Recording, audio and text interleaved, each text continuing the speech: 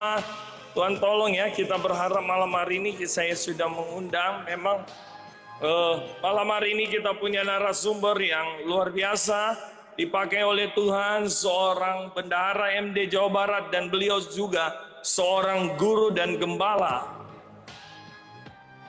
Saya sudah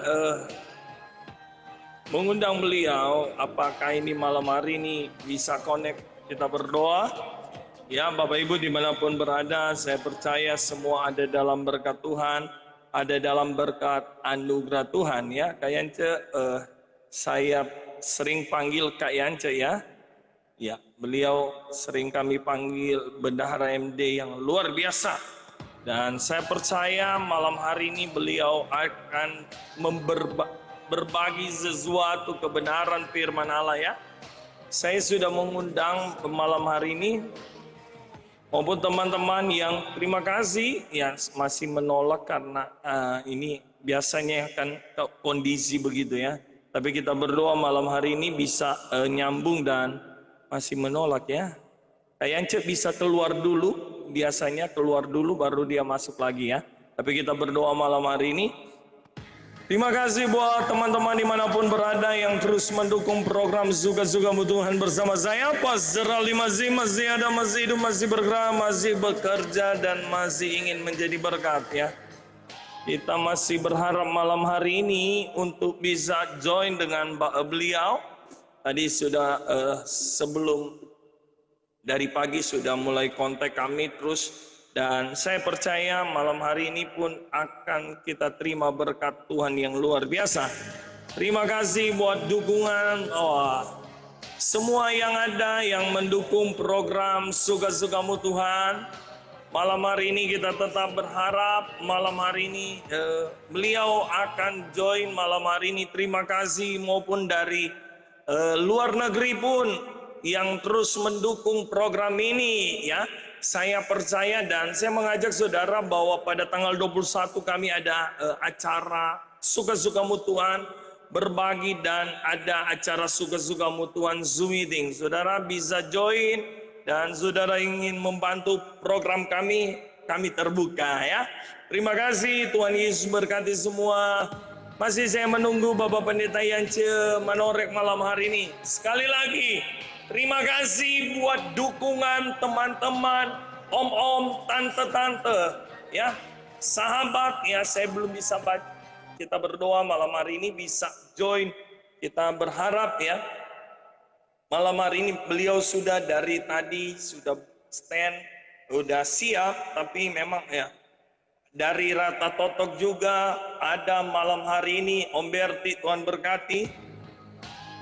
Saya masih belum ya, kita berdoa malam hari ini supaya bisa masuk jaringan ya. Saya kadang jaringan yang wah, puji Tuhan luar biasa ya. Sekali lagi kita beri aplaus buat narasumber kita pada malam hari ini. Selamat malam Bapak Pendeta Yance Manorek, sering saya panggil Kak Yance, Bendahara MD Jawa Barat. Ya. Apa kabar Kak? Sehat? Ya. Sehat, puji Tuhan. Selamat datang di acara Suka-Sukamu Tuhan dengan kesederhanaan, tapi kita percaya malam hari ini Yesus kita tidak pernah sederhana, yang selalu akan memberkati kita. Ya. Dan terima kasih buat waktu dengan kesibukan ada di acara Suka-Sukamu Tuhan bersama saya, Pastor Aldi, masih ada, masih hidup, masih bergerak, masih bernafas, dan masih ingin menjadi berkat. Biasanya kita akan doa, saya doa awal dan nanti akhir saya akan serahkan kepada Pastor Yance Manorek, atau saya sering panggil Kak Yance. Kita berdoa ya Kak. Bapak, kami bersyukur malam hari ini kesempatan yang baik lagi Tuhan masih izinkan program Suka-Sukamu Tuhan ada. Kami percaya bukan karena kami, ini semua karena Tuhan. Kalau malam hari ini hamba-Mu Bapak Pendeta Yance Manorek ingin berbagi, kami ingin sharing. Bukan sekedar kami tampil di media ini, tetapi kami percaya semua yang kami kerjakan hanya Tuhan yang ditinggikan. Urapi jaringan, urapi kami hanya alat-Mu, biarlah semua untuk kemuliaan nama Tuhan. Di dalam nama Yesus, haleluya, amin. Sekali lagi kita beri aplaus sebelum saya serahkan kepada beliau. Ya, saya serahkan kepada hambanya. Bapak Pendeta Yance Manorek, atau saya panggil Kak Yance. Ya, oke. Terima kasih Pastor Aldi. Amin. Masih ya buat kesempatan ini. Terima kasih juga buat kasih karunia Tuhan buat Amin. kita semua. Juga semua pemirsa juga yang mendukung juga acara dari program Suka-Sukamu Tuhan ini. Nah, saudara, kita malam hari ini memang kita akan bicara tentang sejarah di masa depan. Yang tentu saudara sebetulnya saya mengambil dari bahwa sumbernya Alkitab. Sebetulnya berbicara tentang sejarah di masa yang akan datang atau masa depan. Nah, sebelum saya menguraikannya lebih lagi, saya akan mendasari dulu dengan Alkitab dan terdapat di dalam Lukas. Saya akan baca dalam Lukas pasal 1, ayat yang pertama, di mana firman Tuhan berkata begini. Theophilus yang mulia, banyak orang telah berusaha menyusun suatu berita tentang peristiwa-peristiwa yang telah terjadi di antara kita, seperti yang disampaikan kepada kita oleh mereka, yang dari semula adalah saksi mata dan pelayan firman. Karena itu, setelah aku menyelidiki segala peristiwa itu, dengan seksama dari asal mulanya, aku mengambil keputusan untuk membukukannya dengan teratur bagimu, supaya engkau dapat mengetahui bahwa segala sesuatu yang diajarkan kepadamu sungguh benar. Amin. Ya, puji Tuhan, saudara, ada 4 ayat ini kita boleh baca untuk melandasi renungan firman Tuhan tentang sejarah di masa depan. Nah, kalau kita sudah melihat ini, saudara, bahwa Lukas tentu telah menulisnya ya, saudara, dan memang kita menemukan tentang Theophilus juga memang cuma ada Lukas yang menulisnya, tetapi sungguh diberikan satu gelar yang mulia.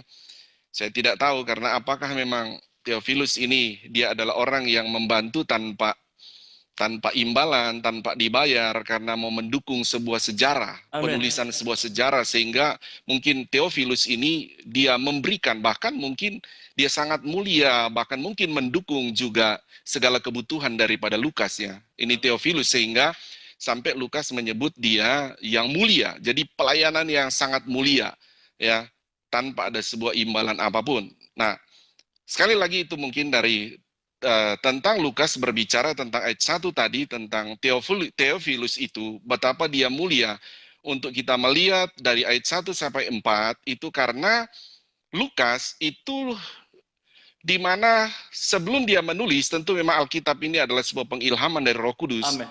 Tetapi Lukas ini dia mau menulis dalam sebuah sejarah juga.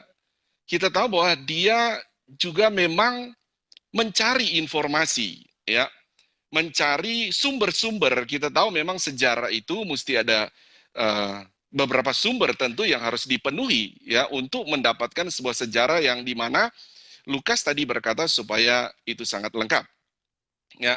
Baik juga dia harus mencari tentu benda-bendanya, begitu ya, dan juga tentang tulisan-tulisan, juga bagaimana bisa menemukan saksi-saksi mata, itu bisa mendukung dalam sebuah sejarah, ya, baik juga itu tentang tulisan atau secara lisan, sehingga terjadi sebuah kumpulan tulisan sejarah, ya.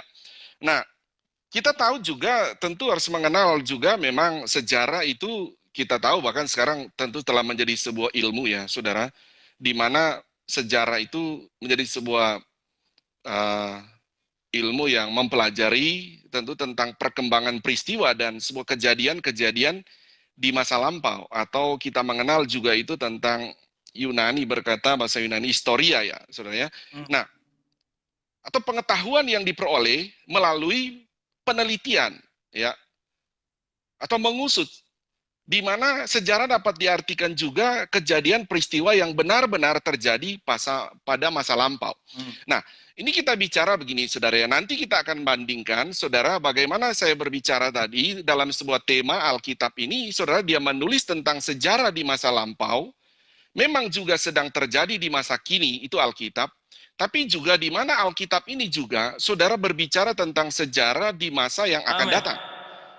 Nah, bagaimana ini akan mendukung, saudara? Karena sejarah itu harus didukung dengan sebuah dokumen. Sejarah itu didukung dengan sebuah peristiwa yang telah terjadi.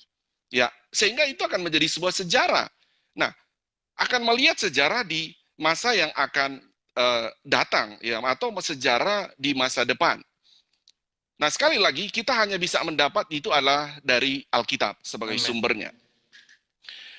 Nah, itu kita melihat tadi, saudara, tentang sebuah sejarah ya, bahwa itu adalah sebuah ilmu yang menyelidiki perkembangan peristiwa dan kejadian-kejadian ya yang terjadi ya di masa lampau, tetapi ini juga terjadi di masa yang akan datang. Amin. Nah, coba kita masuk dulu, saya bagi dulu ya, saya lihat jam dulu ya. Ya, oke. Di masa lampau, kalau kita melihat dulu ya, di masa lampau dulu ya, saudara. Kita masuk dalam Kejadian 1 ayat 1 sampai 31. Di sana kan tidak usah baca ya, saudara, karena panjang. Di mana itu menceritakan tentang masa lampau. Masa lampau, di mana sama juga, saudara, posisi dengan Lukas ya, karena Lukas juga mencatat sesuatu yang dia juga tidak ada di sana. Ya, Lukas tidak ada dalam peristiwa itu, tapi dia mencari sumber untuk mencatatnya. Tapi juga kita lihat kejadian ini kan ditulis oleh Musa. Ya, Musa di mana dia juga mencatat, saudara, melalui penghilaman dari Roh Kudus, ya, karena itu firman, dia mencatat bagaimana sejarah penciptaan. Ya, sejarah penciptaan. Pada mulanya Allah menciptakan langit dan bumi. Nah, dan itu tentu sudah terjadi, saudara, menjadi sebuah sejarah dalam penciptaan itu. Nah, sejarah penciptaan, baru juga sejarah di situ kan ada penciptaan langit dan bumi, penciptaan manusia, ya, dan juga lain-lain. Saudara, kita tahu semua itu dalam Kejadian pasal 1 itu tentang sejarah penciptaan. Baru juga, saudara, ini masih sejarah masa lampau ya, saudara ya. Nah, ada juga kita kenal dalam Kejadian pasal 3 adalah sejarah jatuhnya manusia dalam dosa. Semua orang pasti akan berbicara ya tentang sebuah sejarah ini. Dari mana mulainya manusia jatuh dalam dosa?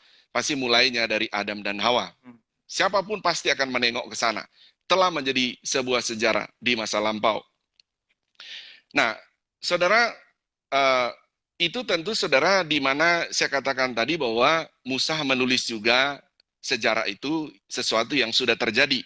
Ya, Lukas juga menulis sesuatu yang sudah terjadi, yang di mana tadi Lukas juga mencari informasi yang jelas, sumber-sumber yang jelas, kesaksian-kesaksian untuk mendukung itu sehingga menjadi sebuah tulisan, menjadi sebuah sejarah. Nah, sekarang, saudara, kita akan masuk saja ya, karena fokus kita adalah sejarah di masa depan. Ya, nah, kita akan masuk dalam sejarah di masa yang akan datang. Amin. Saya akan masuk begini, saudara ya.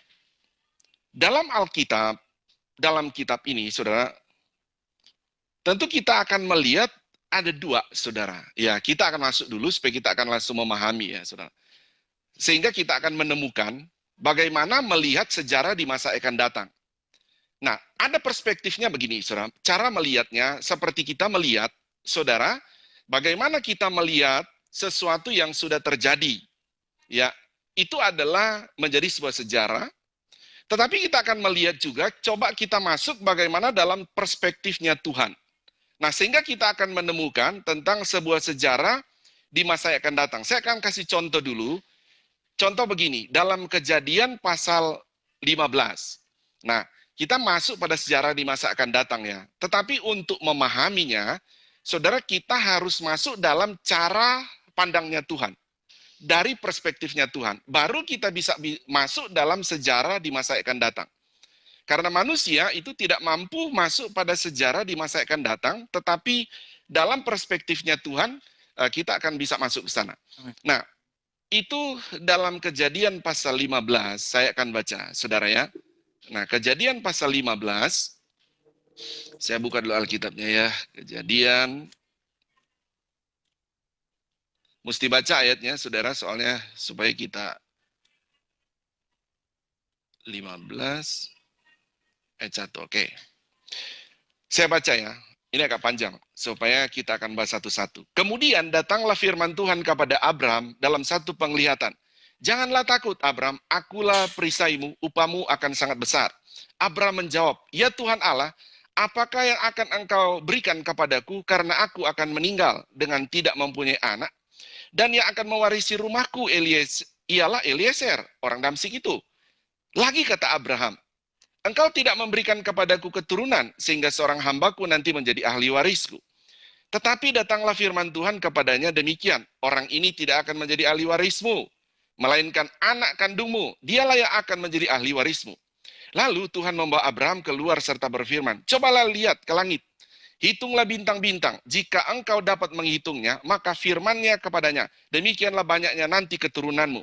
Lalu percayalah Abram kepada Tuhan, maka Tuhan memperhitungkan hal itu kepadanya sebagai kebenaran.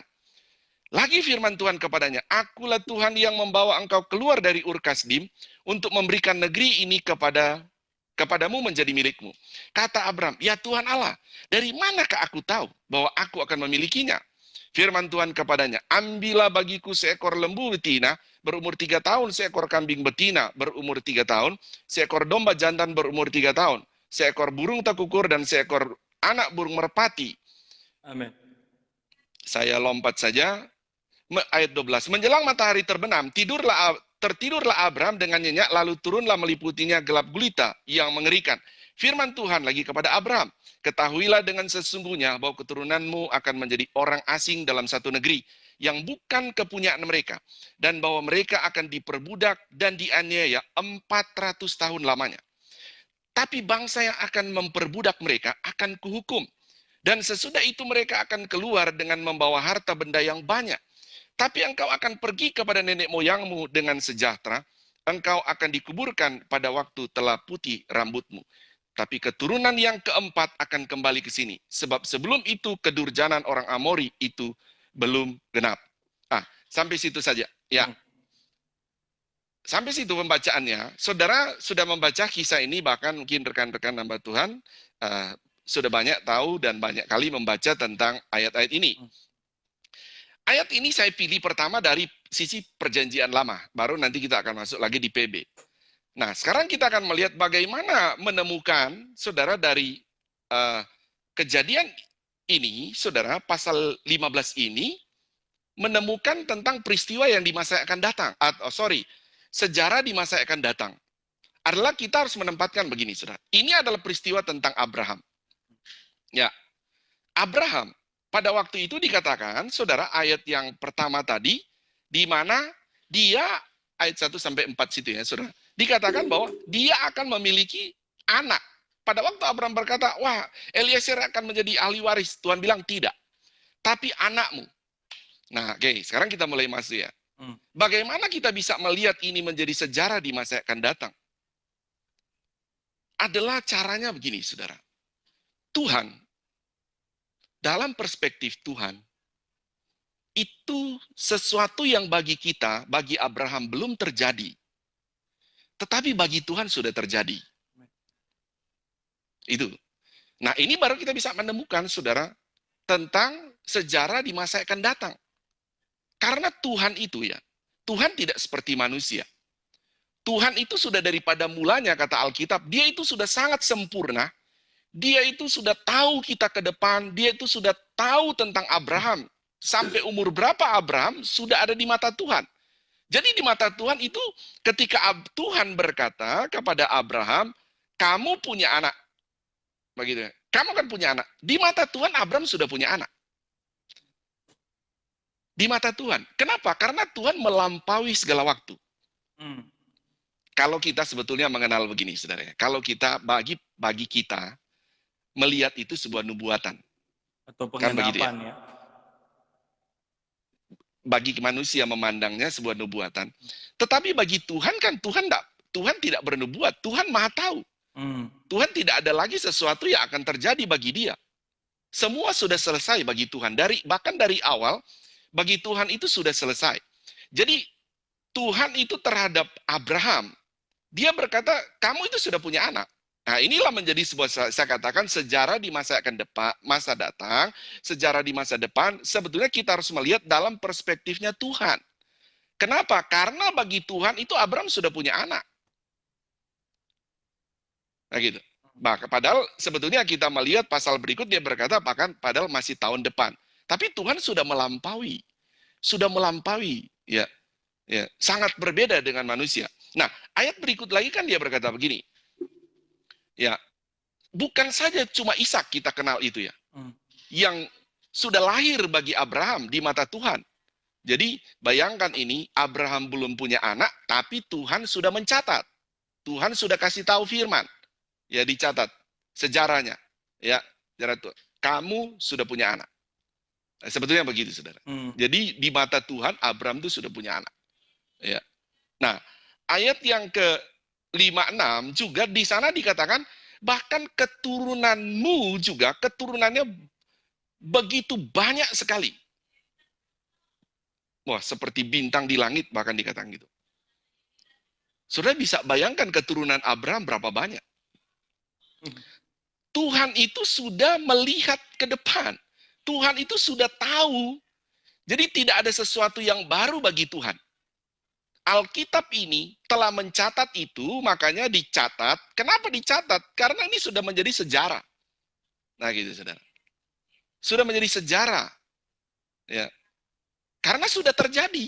Nah, gitu, saudara. Jadi bagi Tuhan, Abraham itu sudah terjadi dia punya anak. Bagi Tuhan itu juga anaknya yang keturunannya yang banyak itu juga seperti bintang. Itu di mata Tuhan sudah terjadi. Makanya Alkitab berkata tidak ada sesuatu yang baru bagi Tuhan. Amin. Karena di mata Tuhan itu, dalam sebuah pengetahuan Tuhan itu, semua sudah selesai. Ya. Nah, selanjutnya lagi, di mana kita kenal ya? Ayat 13 berkata tadi bahwa Tuhan itu berkata begini. Ya. Kepada keturunannya itu, saudara, akan diperbudak 400 tahun lamanya. Saya bisa bayangkan, itu Tuhan.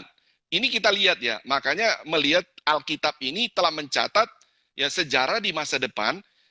Saudara, ini Tuhan bukan bernubuat loh, saudara. Tuhan bukan bernubuat, kamu akan dianiaya 400 tahun lamanya. Tuhan tidak bernubuat. Iya, karena Tuhan Maha Kuasa. Justru Tuhan sudah melihat.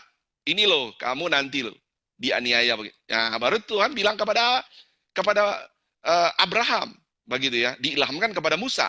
Abraham nanti begitu. Kamu akan keturunan kamu itu ya akan diperbudak selama 400 tahun. Ditulis lagi 400 tahun. Siapa yang bisa lihat ke depan? Ya, dari zaman Abraham, Ishak dia punya anak, Yakub. Abraham, Ishak, Yakub, gitu kan? Yakub punya anak 12. Lu masih ada berapa generasi itu? Ya, baru Yusuf masih dia memerintah, baru anak-anaknya baru mulai di situ baru mulai mereka mengalami perbudakan. Jadi masih ada 4 generasi seperti begitu ya. Ke sana, ke depan, yang dimana Abraham tidak hidup di generasi itu. Tetapi Tuhan sudah mencatat itu. Tuhan memberitahu itu. Ya, bahwa ini yang kamu akan jalani. Begitu ya. Keturunanmu itu 400 tahun. Jadi betapa kita, saudara, memahami, tujuan saya juga memberi tema ini, agar supaya timbul, saudara, saudara, kemauan kita tentang Alkitab, kerinduan kita, kebanggaan kita terhadap Alkitab. Karena Alkitab kita tidak hanya mencatat tentang sejarah di masa lalu, tetapi di mana kita akan dapat informasi tentang Alkitab kita itu, di mana dia telah mencatat sejarah di masa datang. Amin. Di masa depan. Ya. Nah, itu hebatnya Alkitab kita, saudara ya. Nah, kalau kita lihat lagi itu 400 tahun ya.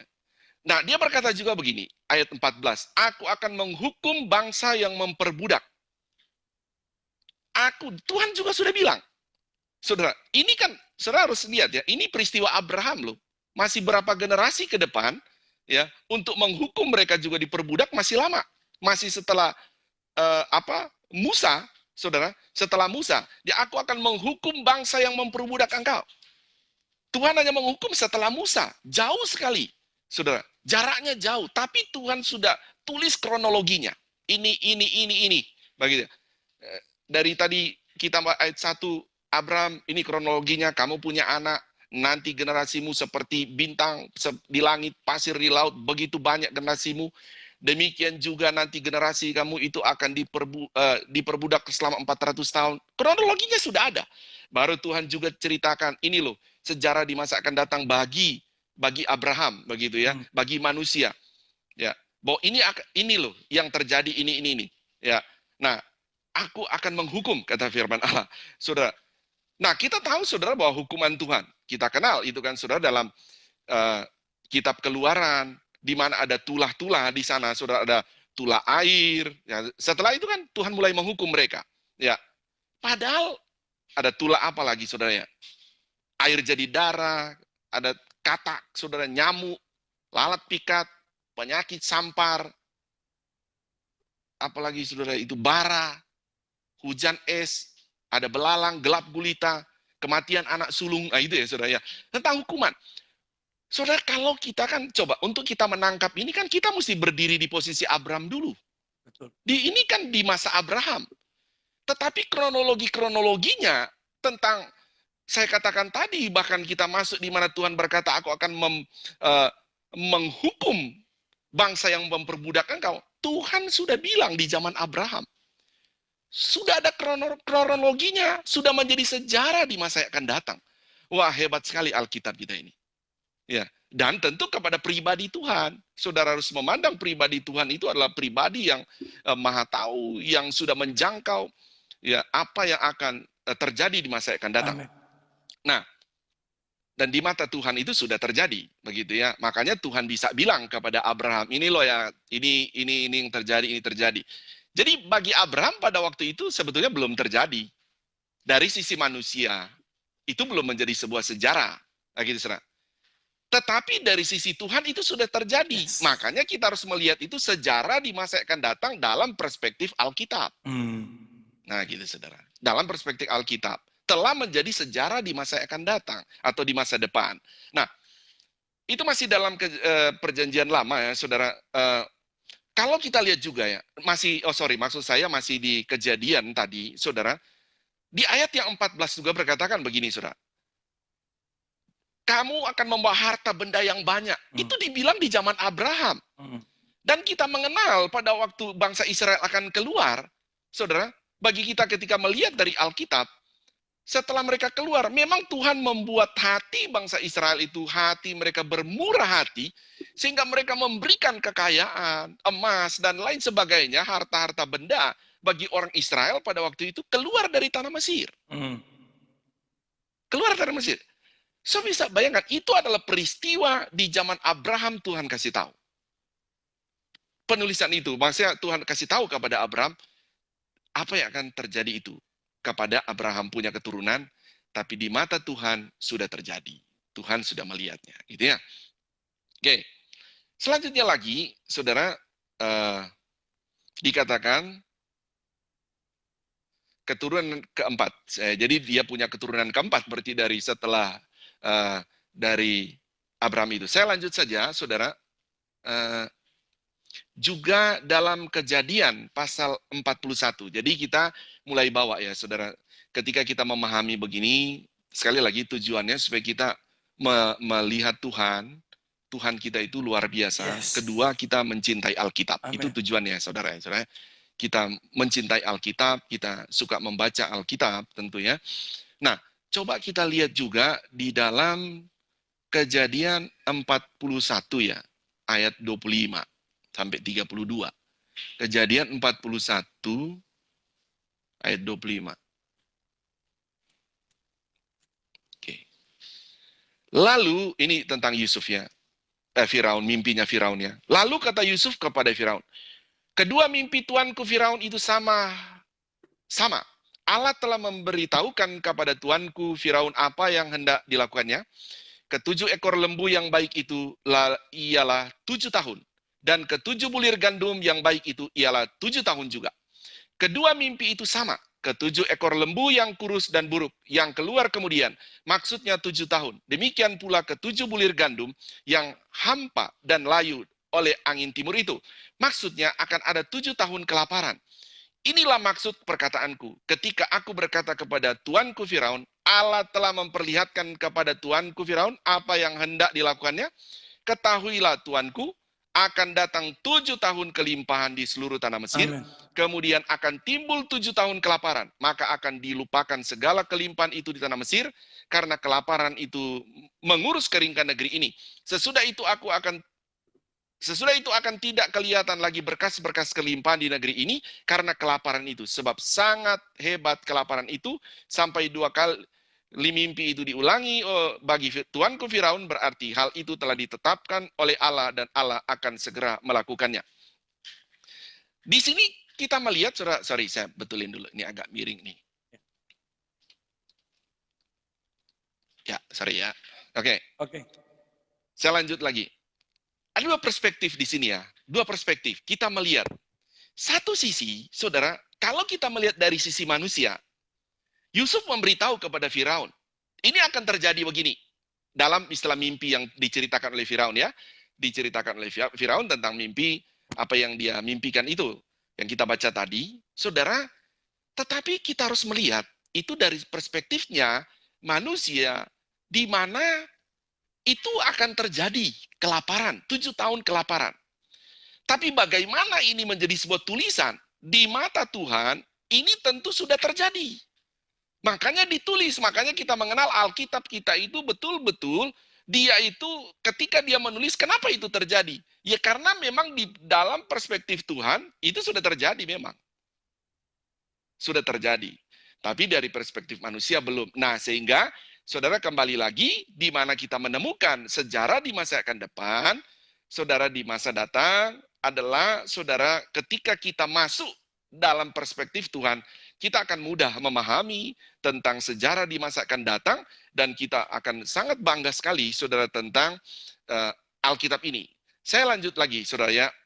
Itu dari, saya membuka, saudara, dari PL tadi ya, saudara. Saya coba masuk dulu lagi, saudara, dari PB. Kita lihat dulu PB ya, saudara. Kita lihat dari sisi PB. Nah, jadi saya mengutip beberapa ayat saja ya. Nah, kalau kita melihat dari perjanjian baru, saudara ya. Oke, bentar, bergeser. Dalam perjanjian baru gini, saudara. Ya. Kita mulai dulu dari 2 Timotius pasal 3, saudara. Saya baca lagi ya.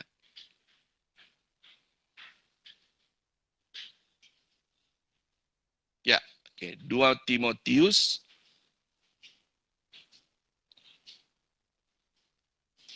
Ya. Nah, mari kita lihat. Ayat 1 berkata begini, ketahuilah bahwa pada hari-hari terakhir akan datang masa yang sukar. Manusia akan mencintai dirinya sendiri dan menjadi hamba uang. Mereka akan membual dan menyombongkan diri. Mereka akan menjadi pemfitnah. Mereka akan berontak terhadap orang tua. Dan tidak tahu berterima kasih, tidak mempedulikan agama. Tidak tahu mengasihi, tidak mau berdamai, suka menjelekkan orang, tidak dapat mengekang diri, garang, tidak suka yang baik. Suka mengkhianat, tidak berpikir panjang, berlagak tahu, lebih menuruti hawa nafsu daripada menuruti Allah. Secara lahiriah mereka menjalankan ibadah mereka. Tapi pada hakikatnya mereka memungkiri kekuatannya, jauhilah mereka itu. Sebab di antara mereka terdapat orang-orang yang menyelundup ke rumah orang lain dan menjerat perempuan-perempuan lemah yang syarat dengan dosa dan dikuasai oleh berbagai-bagai nafsu. Sampai di situ saja. Sampai di ayat 6. Nah, saudara, kalau kita melihat, saudara, kalau ini kan berbicara ketahuilah. Ya, Rasul Paulus kepada Timotius, saudara, dalam ini tentu Rasul Paulus sekali lagi dia tidak maha tahu dalam hal ini ya, saudara. Karena ini berbicara tentang di masa yang akan datang. Ya. Paulus berbicara kepada Timotius tentang hari-hari yang akan datang, padahal Paulus belum masuk ke sana. Tapi begitu sangat terperinci, saudara, dalam ayat 2, dikatakan tadi bahwa manusia mencintai diri sendiri, manusia akan menjadi hamba uang. Saudara, ini bukanlah sebuah nubuatan, Rasul Paulus bernubuatan, atau juga kalau kita bilang itu sebuah nubuatan. Ya, saudara. Tetapi ini adalah firman, saudara, yang dalam perspektif Tuhan, inilah yang terjadi kepada manusia. Yang dimana kita memahami Tuhan telah melampaui kita, ya saudara, Tuhan telah melampaui segala waktu itu, dan manusia itu juga saudara akan masuk ke sana, Tuhan itu sudah tahu. Tuhan sudah tahu ini loh, manusia di akhir zaman itu terjadi seperti tadi, mencintai dirinya sendiri, manusia akan menjadi hamba uang. Jadi ketika Paulus menyampaikan kepada Timotius itu sebetulnya dalam perspektif Tuhan itu memang sudah terjadi. Makanya Tuhan kasih tahu kepada Paulus ini loh, ya, ini akan terjadi di akhir zaman itu, ya, tentang kehidupan manusia di akhir zaman, ya. Nah, itu ayat itu dulu ya. Saya mengambil dari Paulus menulis kepada Timotius, yang dimana Paulus berkata, ketahuilah, kita harus pahami, bukan Paulus maha tahu dalam hal ini, saudara ya, dalam ketahuilah ini, tetapi karena memang Paulus menerima itu dari Tuhan, yang Tuhan itu yang maha tahu ke depan, dia sudah tahu apa yang akan terjadi itu, dia sudah tahu apa yang dilakukan oleh manusia di masa depan, dia sudah melihatnya itu sudah terjadi, dia memberitahu kepada Rasul Paulus, dan Paulus menulisnya, bahwa melalui Rasul Timotius, dia berkata, ketahuilah bahwa hari-hari terakhir akan datang masa yang sukar. Jadi hari terakhir itu, ya. Nah, di mana kita tahu juga sekarang ini dikatakan bahwa di akhir zaman. Kalau perikopnya ini kan keadaan manusia pada akhir zaman. Kita kenal bahwa tentang zaman akhir, baru ada akhir zaman. Jadi di ujung dari zaman akhir, ada akhir zaman. Loh, Paulus 2000 tahun lalu, bisa dibilang begitu ya, saudara ya. Atau ya kurang 2000 tahun lalu lah, saudara ya. Tapi bagaimana dia berbicara, dia mau bicara tentang akhir zaman di menjelang kedatangan Yesus. Ya Paulus tidak hidup sekarang. Tetapi tentu itu adalah perspektif Tuhan. Tuhan sudah melihat apa yang terjadi kepada manusia, Tuhan kasih tahu kepada Rasul Paulus.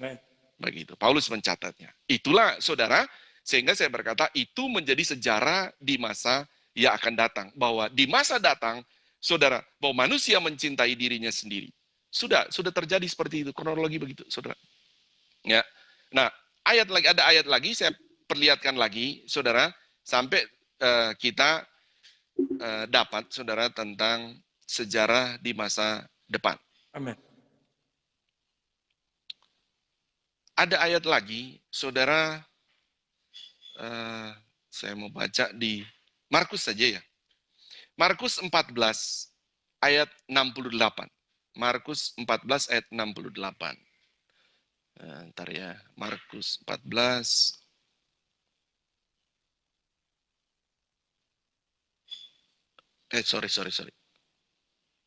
Sorry.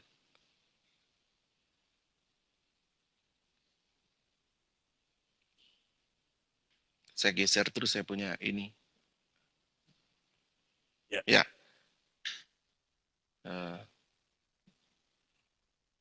29 ya. Sorry ya pemirsa ya. Geser lagi Markus 14.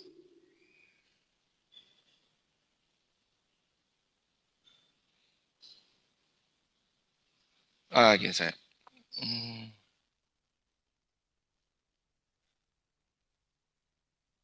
Ya, setelah gini ya. Kalau kita melihat begini, saya lompatin saja. Ini geser lagi. Saya ceritakan saja ya, saudara. Karena masih ada beberapa ayat. Ini adalah kisah tentang Petrus. Ketika itu, Petrus itu sebelum Yesus disalib, Petrus berkata kepada Yesus bahwa dia tidak akan menyangkal kepada Yesus. Tapi Yesus berkata begini, ya kepada Petrus ya, sebelum ayam berkokok 2 kali, engkau telah menyangkal aku 3 kali. Ini Yesus, saudara. Yesus sekalipun dalam posisi itu sebagai manusia, tetapi sebetulnya Petrus harus menangkap. Kita harus menangkap Yesus sedang memperlihatkan, saudara, tentang kemahakuasaan dia, kemahatauan dia. Saudara, dikatakan bahwa ketika Petrus berkata, pokoknya saya akan setia, saya tidak akan menyangkal engkau. Pokoknya dia paling hebat lah ikut Yesus. Tapi Yesus berkata, ya, sebelum engkau menyangkal, begitu ya. Sebelum ayam berkokok 2 kali, engkau telah menyangkal aku 3 kali. Betul. Padahal itu sebuah peristiwa belum terjadi bagi Petrus. Tetapi dalam perspektif Yesus, dia adalah maha tahu. Dia sudah lihat. Dia sudah lihat bahwa Petrus sebetulnya itu akan menyangkal. Nah gitu.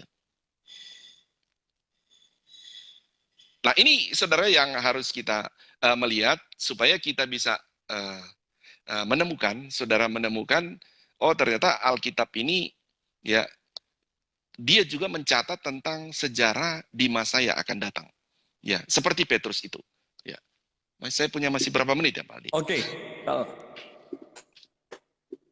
Nanti kita sambil berjalan begini, Pak Yance. Ya, kita sudah sedikit apa?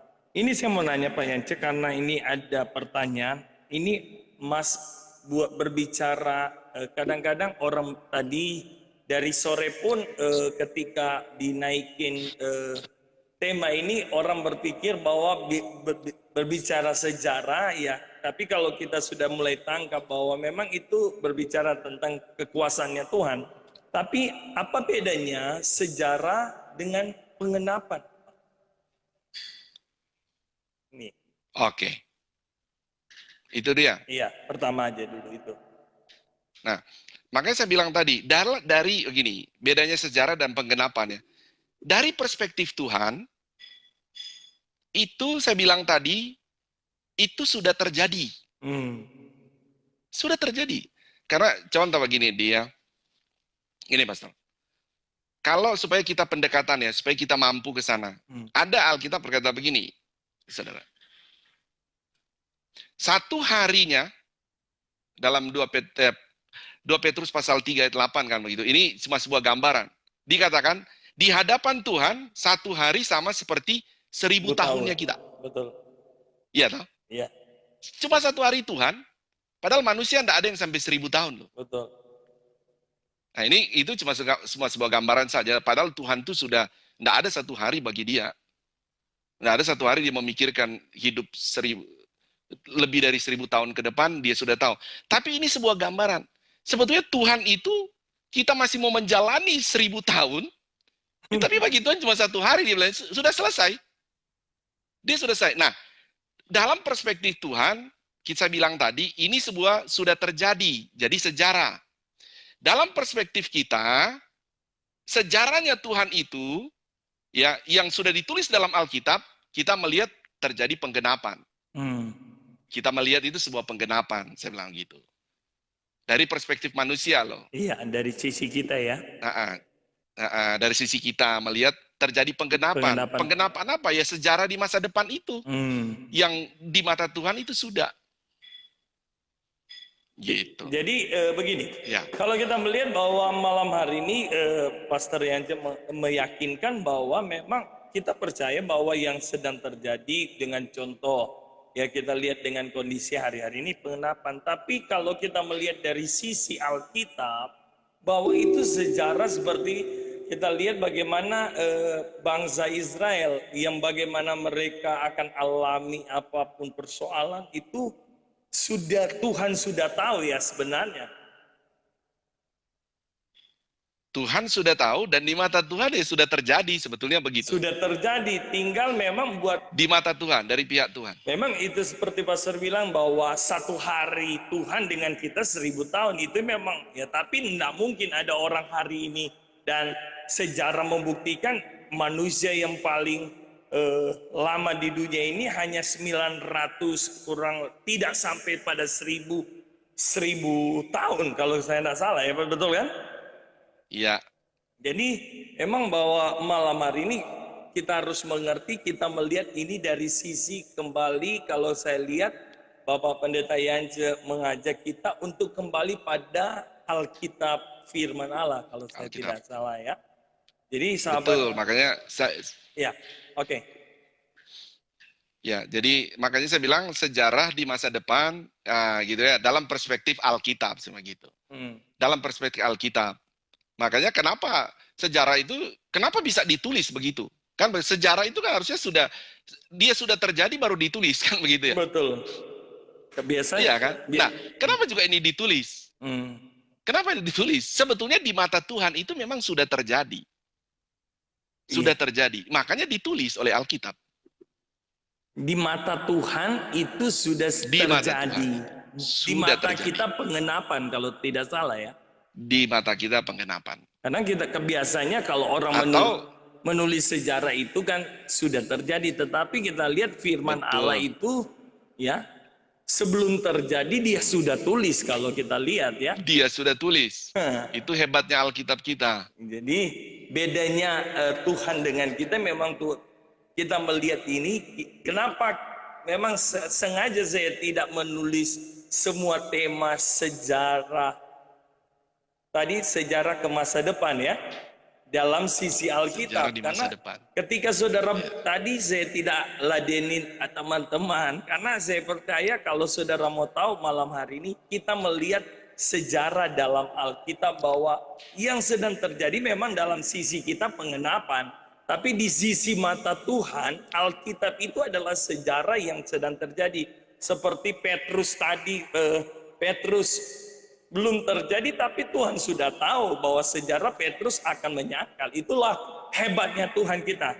Ya, ini juga ada pertanyaan begini, hampir sama. Apakah kita bisa simpulkan bahwa Alkitab mencatat sejarah dan dilengkapi dengan pengenapan?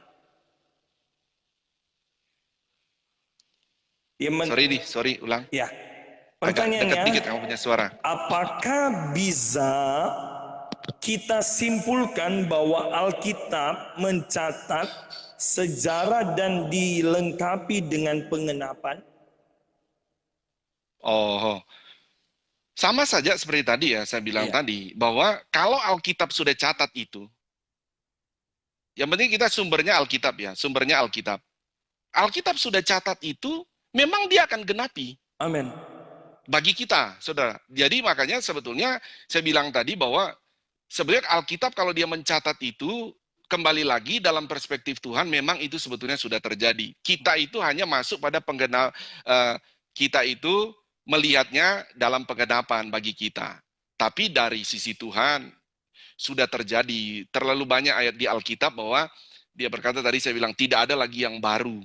Bagi Tuhan, sebelum dia menciptakan bumi pun, dia itu sudah selesai, dia sudah tahu nanti ke depan itu seperti apa. Tuhan sangat berbeda dengan manusia yang masih harus pikir dulu ke depan ada apa begitu ya. Tuhan tuh memang dalam kurun masa ini dia sudah melampaui semua lah. Ya. Dia tidak terbatas. Memang jadi itulah kehebatan Tuhan ya. Ya. Kehebatan Tuhan bahwa Tuhan lebih tahu kalau manusia ada orang ya kita tahu dia hari ini bisa berubah juga itu manusia. Tapi kalau Tuhan apa dia sampaikan bahwa tidak pernah berubah ya. Begini. Tidak pernah. Tidak pernah berubah. Jadi sahabat yang ada malam hari ini karena tidak kerasa kita memang udah 50 menit ya malam hari ini ya. Oh. Tidak kerasa tapi saya ada waktu lagi kita sebelum yang akan statement terakhir dengan sesuai dengan ini mengajak saudara bahwa seperti saudara bertanya bahwa kita melihat dari kembali ketika saya menghubungi beliau mau kembali kepada kita hamba-hamba Tuhan, kepada anak-anak Tuhan, kembali kepada firman Allah. Apa yang sedang terjadi hari-hari ini sudah menjadi sejarah dalam Alkitab kalau saya tidak salah. Yang terjadi dengan COVID-19 kita percaya bahwa itu sudah ditulis dalam kebenaran firman Allah. Tinggal bagaimana kita melihat dalam sisi kita bahwa sedang dalam pengenapan. Tapi secara Alkitab bahwa itu adalah sejarah. Saya boleh minta statement terakhir mengingat waktu yang ada? Oke. Pertama gini ya, saya kasih statement terakhir gini satu lagi sebetulnya, kalau kita melihat, kalau kita lihat, Yesus datang kedua kali, sudah dicatat dalam, kalau kita lanjut dalam Kisah Para Rasul, iya kan? Bahkan itu sudah terjadi di mata Tuhan, siapa yang bangkit, siapa yang melihat, itu kronologinya jelas sekali. Loh kok bisa begitu? Ya karena memang dari perspektifnya Tuhan. Jadi bahkan kalau kita bilang, saya bilang begini, jadi perspektif Tuhan, bagi kita, Tuhan sudah datang belum kedua kali? Belum. Tapi dalam perspektifnya Tuhan, Yesus datang kedua kali sudah terjadi. Makanya sudah dicatat dalam Kisah Rasul.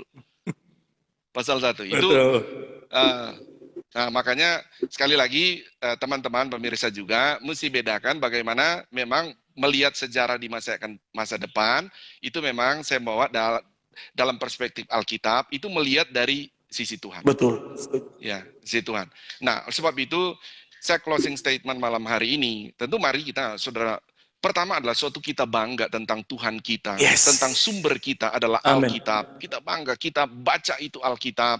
Ya, teman-teman, saya ya mungkin hanya sebuah kesaksian, saya berusaha lah, saudara. Setiap hari, mungkin sudah ada 5 tahun ya. Setiap hari saya baca paling sedikit ya 10 pasal. Paling sedikit 10 pasal. Saya berusaha apapun, 10 pasal. Di situ baru setiap hari begitu terus. Nah, intinya maksud saya tujuan saya menyampaikan dalam sebuah tema ini bahwa betapa Alkitab kita itu hebatnya, luar biasa. Itu kata firman Allah adalah Allah sendiri. Kita harus membacanya, kita bangga. Dia hanya tidak menceritakan tentang peristiwa sejarah di masa lalu, tetapi bagaimana dia menceritakan bahwa sejarah itu di mata Tuhan itu sudah terjadi. Dan kita harus bangga karena kita orang yang sudah diselamatkan oleh Tuhan. Cintai terus Alkitab kita, dan kita akan menemukan lebih banyak lagi, ya, lebih banyak lagi tentang sejarah di masa yang akan datang. Tuhan Yesus memberkati. Haleluya. Jadi Bapak Ibu Saudara yang kasih dalam Tuhan, kita lihat beliau setiap hari 10 pasal, bukan 10 ayat ya. 10 pasal. Ya, 10 pasal. Bahwa belajar diurut saja dari Kejadian sampai Wahyu. Kita belajar dan saya ingat bahwa firman Allah ini memang luar biasa. Saya menutup dengan betapa ketika Tuhan percayakan saya menampung orang-orang stres, dan setiap pagi kami 5 pasal, siang 5 pasal, malam 5 pasal. Haleluya. Dan firman Allah yang bisa mengubah. Saya terbatas, tapi saya percaya malam hari ini firman Allah ya dan amin. Bukan sekedar firman Allah sekali lagi tempat kita berdebat, tapi firman Allah menjadi sesuatu rema dan harus kita lakukan supaya sejarah Tuhan, kedatangan Tuhan. Tadi seperti dia, Yesus pun ketika dia terangkat ke surga, dia akan kembali, dia sudah sampaikan. Artinya semua clear bahwa sejarah akan datang. Buat kita pengenapan, tapi buat Yesus sejarah pasti dia akan kembali. Tuhan Yesus memberkati. Saya percaya malam hari ini saudara diberkati. Dan biasa di akhir tayangan kita sekali lagi terima kasih Bapak Pendeta Yance Manorek, sering saya panggil Kak Yance. Tuhan berkati dengan kesibukan yang ada bisa hadir di acara yang sederhana, tapi saya percaya kita punya Yesus yang tidak pernah sederhana. Dia tahu malam hari ini bahwa dia akan lakukan hal-hal yang luar biasa. Biasanya kita akan berdoa bagi pemirsa yang ada, kita berdoa buat gereja kita, pimpinan kita yang ada, kita berdoa juga buat program ini, tayangan kami untuk bisa dapat menjadi berkat, dan apapun yang kami bisa lakukan semuanya untuk Tuhan. Sekali lagi kita beri aplaus buat narasumber kita. Saya serahkan kepada Pastor Yance atau Kak Yance untuk berdoa menutup tayangan kita. Mari kita berdoa. Bapa, di dalam nama Tuhan Yesus Kristus, kami bersyukur untuk malam hari ini. Kami terus butuh firman-Mu, karena hanya firman-Mu yang menerangi kami, dan Engkaulah sendiri Roh Kudus yang akan menyingkapkan kebenaran bagi kami. Kami berdoa malam hari ini, Tuhan tolong pemerintah kami, Tuhan tolong pimpinan-pimpinan organisasi kami, Tuhan tolong para dokter-dokter kami yang sedang menjalankan tugas mereka, Tuhan tolonglah para hamba-hamba Tuhan dimanapun melayani jemaat-jemaat Tuhan. Roh Kudus tolong kami semua, biarlah kami memiliki kekuatan iman yang luar biasa, memiliki pengenalan akan firman yang benar ya Tuhan, dan semua kami tetap berjalan dalam kebenaran-Mu sampai Tuhan datang kedua kali. Terima kasih Tuhan, Engkau berkati Pastor Aldi ya Tuhan, keluarganya, jemaat, juga program ini. Tuhan Yesus memberkati ke depannya, demikian juga para pemirsa yang telah menyaksikan, mendengarnya. Tuhan memberkati kami semua. Terima kasih, sehat-sehatkan kami semua ya Bapa. Dalam nama Tuhan Yesus kami berdoa. Haleluya, amin. Puji Tuhan. Sekali lagi terima kasih buat Pastor Yance atau Kak Yance. Tuhan berkati sekeluarga pelayanan. Semua kita kerjakan untuk kemuliaan nama Tuhan. Selamat malam. Puji Tuhan. Amin. Puji Tuhan Bapak Ibu Saudara, kita pada ujung acara malam hari ini. Saya percaya bahwa firman Allah menjadi sejarah akan terjadi dalam hidupmu. ketika engkau punya kerinduan, haus akan firman Allah. Sekali lagi terima kasih buat hambanya Bapak Pendeta Yance Manorek. Bapak Ibu Saudara, besok malam adalah kita punya tamu Ketua MD Kalimantan Barat, Bapak Pendeta Yakob Poli. Dan mari saudara, kami mengajak saudara untuk bisa mendukung program kami Suka-Sukamu Tuhan lewat doa ataupun apapun yang saudara bisa beri buat kami. Kami punya rencana pada tanggal 21 kami akan seperti program kami ketika kami ada, kami bisa berbagi dengan orang-orang di jalan. Dan program kami di tanggal 21 pagi itu kami akan berbagi dengan orang-orang yang ada di jalan, dan malamnya kami akan Zoom meeting. Sudah beberapa anggota majelis daerah, ada juga anggota majelis pusat yang akan bersama, dan ada beberapa hamba Tuhan dari luar negeri dan generasi-generasi muda yang akan bersama dengan kita. Sekali lagi ya, dukung program ini untuk dapat menjadi berkat. Sekali lagi, kita kerjakan apa yang bisa kita kerjakan dan semuanya untuk Tuhan ya. Sekali lagi terima kasih. Besok malam kita akan punya tamu Bapak Pendeta Yakob Poli, Ketua MD Kalimantan Barat ya. Sekali lagi terima kasih buat dukungan saudara dalam program Suka-Sukamu Tuhan. Saya menyapa Ibu Yeni. Ya, wow, ada Bapak Pendeta Tasik dari Amerika Texas. Terima kasih Om Jemi Rorong. Tuhan berkati teman-teman yang ada. Terima kasih Ibu Merlin Manalu. Tuhan berkati. Terima kasih buat semuanya. Bapak Pendeta Palar di Manado. Ini semua yang ada. Saya belum bisa dapat sebut satu persatu. Saya percaya nama saudara tercatat dalam buku kehidupan, dalam buku kehidupan sorga. Saya percaya Ibu Ratna, Tuhan berkati semua yang ada malam hari ini di acara Suka-Sukamu Tuhan di ujung acara. Sekali lagi dukung program ini dengan keterbatasan kami, tapi saya percaya bahwa firman Allah yang luar biasa malam hari ini meneguhkan kita, menguatkan kita untuk kita terus berjalan dalam rencana Tuhan ya. Kami program ini ada, saya percaya semua karena anugerah Tuhan, dan saya percaya dimanapun saudara berada ada dalam berkat Tuhan. Saya harus ya melihat bahwa program ini sedang bekerja dan sedang berjalan sudah hampir 3 bulan, dan saya bersyukur semua karena anugerah Tuhan. Ada teman-teman sahabat yang mendukung, yang sudah mendukung lewat dana program ini dengan keterbatasan ya. Ketika kami dari awal alat-alat kami terbatas, tapi mulai Tuhan gerakan orang-orang, dan terima kasih buat mereka yang sudah mendukung program ini. Sekali lagi saya akan pamit undur diri malam hari ini. Besok hari ada renungan pagi Suka-Sukamu Tuhan bersama anak saya Reinhard dan Jojo ya. Saya mendidik mereka untuk cinta firman Allah seperti tadi hamba Tuhan tadi berkata bahwa mari kita miliki firman Allah. Saya bersama saya Pastor Aldi masih ada, masih hidup, masih bergerak, masih bernafas, dan masih ingin menjadi berkat. Wow, Tuhan Yesus memberkati. Selamat malam. Hidup ini harus jadi berkat dengan punya konsisten, punya integritas bahwa kita lakukan semuanya untuk Tuhan. Haleluya.